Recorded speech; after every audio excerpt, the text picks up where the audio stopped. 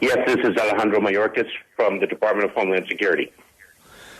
Mr. Mayorkas, this is Julio Sanchez Cristo from W Radio in Colombia for a broadcast to United States. Also, good morning, and thank you for your call. We are ready on the air. Good morning, and thank you. Mr. Mayorkas, how is your Spanish? Como un jovencito. Quiero hablar en inglés, por favor. Perfecto. What are the latest news that you have from El Paso and the border, from the Special Patrol and from the Office of the Homeland Security? What is happening the last hours? What is the report that you have? We are seeing people who have been in the north of Mexico come to the border. They are taken into custody by our Border Patrol agents, processed, screened, and then they will be returned because it is more difficult now to seek relief if one arrives illegally at our southern border. There are a lot of people listening this radio show that are planning to cross the border. What is your message for the Colombians, the Central American people that are trying to cross the border, trying to reach the American dream? Julio, this is a very important message. People need to hear it very clearly. The smuggling organizations are lying to them. Smuggling organizations don't care about people. They only care about making money, and making money illegally. We see so much death, so much tragedy, so much trauma on the journey. We have built safe and orderly ways for people to come to the United States. They must take those ways. If they take the dangerous journey and arrive at our border, they are only going to be met with consequences. They will be returned. There is a right and safe way to come to the United States, and there is a wrong and dangerous way. Do not take the dangerous way. Follow the communications of the United States government, not what the smugglers say. They are lying. Secretary Mayorkas, what is doing United States and Mexico to fight those mafias?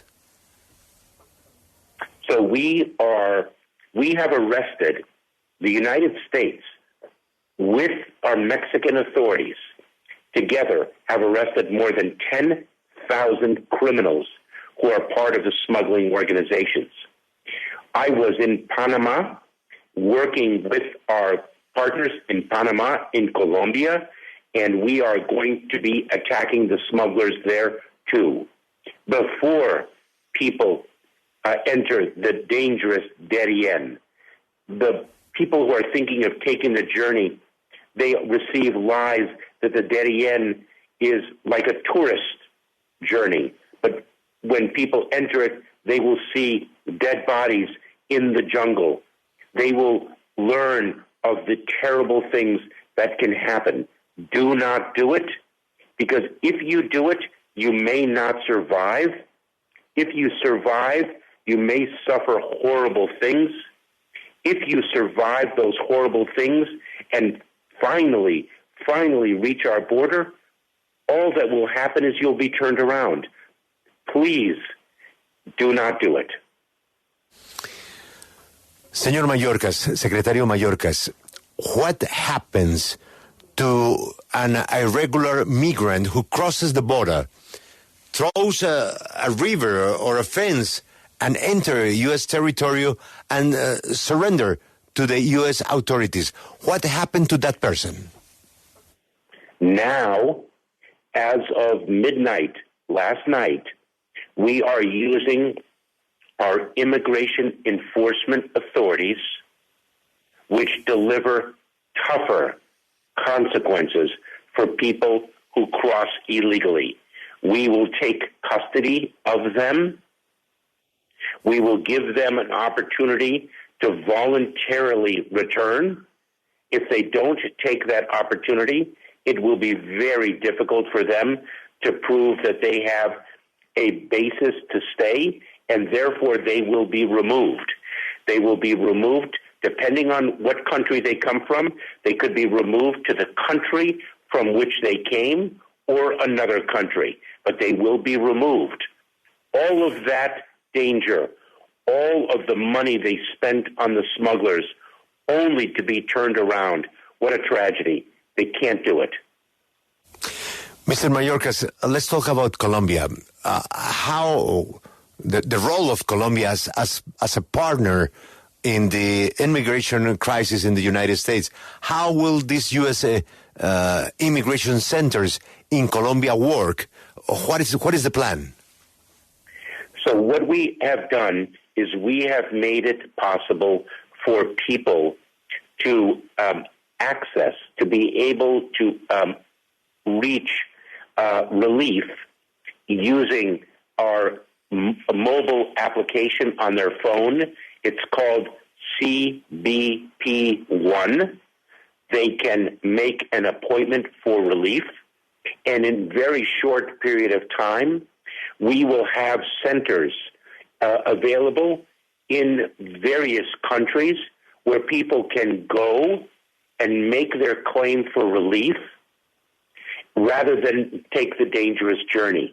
And so at these processing centers, they will be able to come into the processing center after making an appointment, and they will be able to say why they think they deserve relief, and we will evaluate their claim.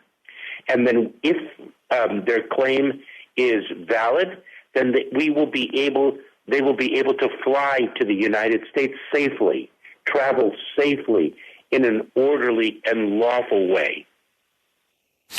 Secretary Mayorkas, a few minutes ago on this show, we interviewed a person who was deported with another 250 Colombians to our country, and they came back with chains in the hands, in the feet, and they report a very bad treatment in that door in the number 40. They were trying to do the same thing that we're talking about. Do you have any report of bad treatment of the Colombians or immigrants that are deported from the United States? Yes, and Julio, I'm glad you asked about that. Let me just say that is a powerful example of what happens if one takes the dangerous journey and arrives illegally at our border. One will be deported. Now, we had instances when people were not following the instructions of law enforcement, were being unruly, were being disobedient, and our law enforcement officers felt it necessary to handcuff them. Now, we have worked with the Colombian authorities. That is rare only when somebody does not follow the instructions to protect the security of other people. But that is not our common practice. However, the deportations will be the common practice. Secretary, and the long term, do you think this situation could change? Long term, Julio, the situation that has to change is America's immigration laws need to be fixed. But right now, they have not been fixed. They have not been fixed for more than 20 years. And what we are doing is following the laws that we have. And those laws provide for the deportation of people who cross illegally into the United States. That is what is going to happen.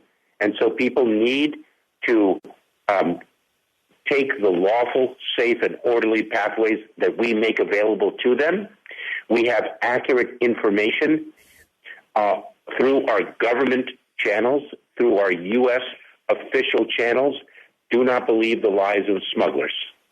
Secretario, muchas gracias. Me hubiera gustado hacer esta entrevista en español. Gracias y mucha suerte con esta nueva situación. Gracias a usted.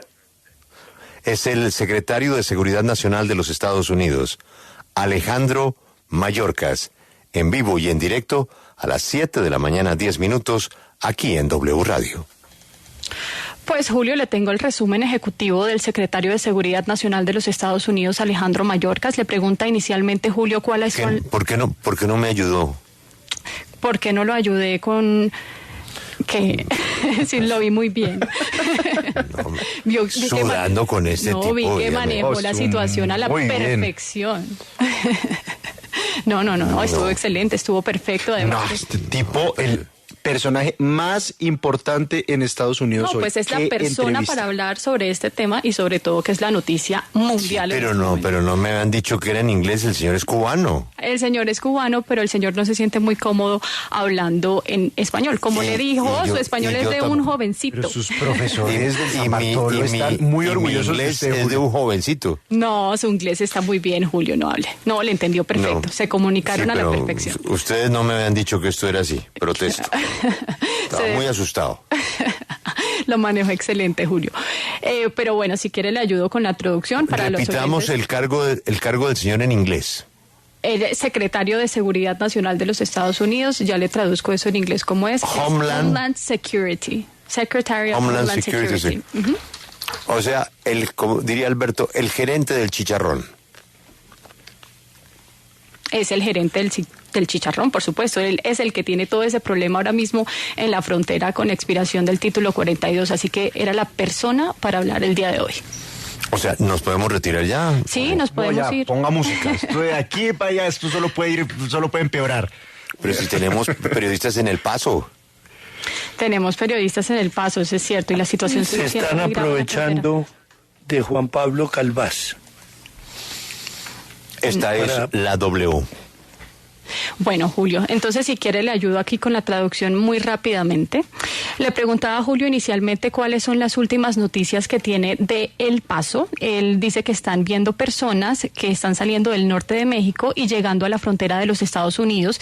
Estas personas que están llegando están siendo tomados en custodia por sus oficiales, están siendo procesados, sus perfiles están siendo analizados y luego están siendo regresados. Así que es muy difícil en este momento que estén dejando pasar a esas personas a los Estados Unidos. Así que Julio le pregunta por un mensaje a esas personas que están tratando de cruzar la frontera desde Centroamérica y él dice que es muy importante enviar ese mensaje a las personas que necesitan escucharlo porque estas organizaciones criminales que llevan a las personas a los Estados Unidos de forma ilegal les están mintiendo. A ellos no les importa las personas ni sus vidas, lo hacen simplemente por dinero de una manera ilegal y ellos ven tantas muertes, tantas tragedias en estas fronteras o tratando de cruzar tanto trauma que pues ellos decidieron construir una forma segura de que la gente pueda llegar a los Estados Unidos y puedan tomar esas alternativas de una forma mucho más legal y segura. Si toman la manera peligrosa y llegan a la frontera, solo van a tener consecuencias negativas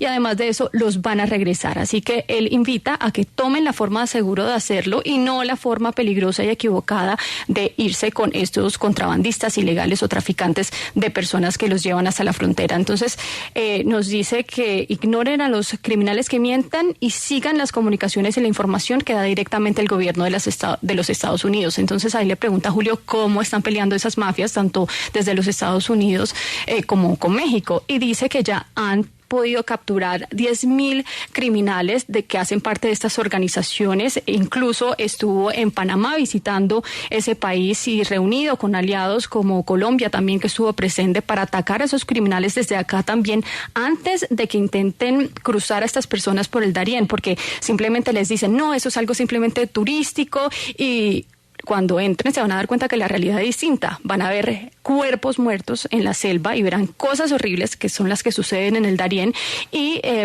pues si lo hacen, pueda que sobrevivan, puedan que no, pero si sobreviven también pueden pasarle cosas horribles, y si sobreviven a esas cosas horribles que les pasan, llegan a la frontera y los van a devolver. Entonces, por favor, no lo hagan, porque no vale la pena pasar por todo eso y que después los devuelvan. Entonces, le preguntaba a Julio qué va a pasar con un migrante que llega a los Estados Unidos, se entrega a las autoridades de allá, ¿qué le pasa a esa persona? Y dice que desde ahora, desde la medianoche de ayer, pues lo que hacen básicamente las autoridades es que van a dar consecuencias más graves para esas personas que cruzan ilegalmente a los Estados Unidos. Esas personas van a quedar en custodia, van a tener esa oportunidad de irse voluntariamente de los Estados Unidos, pero si no lo hacen va a ser muy difícil para ellos probar esas bases legales que les permita quedarse. Así que van a ser removidos o regresados al país de origen o a cualquier otro país y pues pasar todo ese peligro, pagar todo ese dinero para que los regresen. Para él es una absoluta tragedia, así que no vale la pena. El rol de Colombia como aliado y cómo van a funcionar esos centros que van a instalar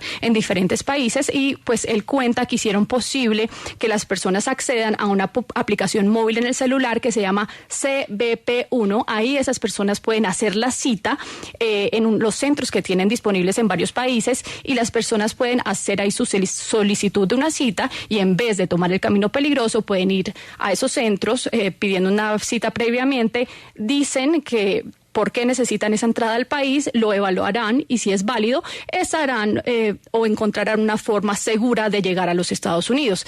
Le pregunta Julio por las denuncias que han hecho muchos colombianos que han sido deportados desde los Estados Unidos en aviones y que pues tenían cadenas en las manos, y dice que recibieron malos tratos en esa puerta 40 y pues en general de ese reporte de malos tratos de inmigrantes deportados. Él dice que está muy feliz y complacido de que le hagan esa pregunta, porque es un ejemplo poderoso de lo que pasa si toman el camino peligroso, y es que las personas serán deportadas. Ahora, esas personas que no siguen las instrucciones de los oficiales, que desobedecen a los oficiales, los tuvieron que esposar, así que están trabajando con los colombianos. Les han asegurado que eso no es lo común, solo cuando esas personas no siguen las instrucciones para asegurar a los demás, pues toman esta práctica que no es común. Dice que es raro, pero la deportación sí será la práctica común.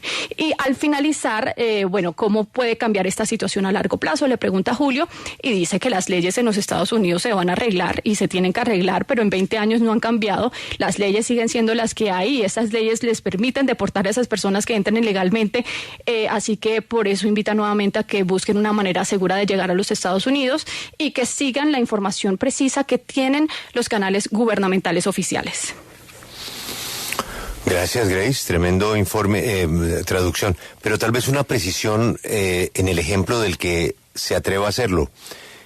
No, es que ya, yo le pregunté, ¿el que se bota al agua o el que salta la malla, el que salta la pared, ya no tiene tiempo de entregarse?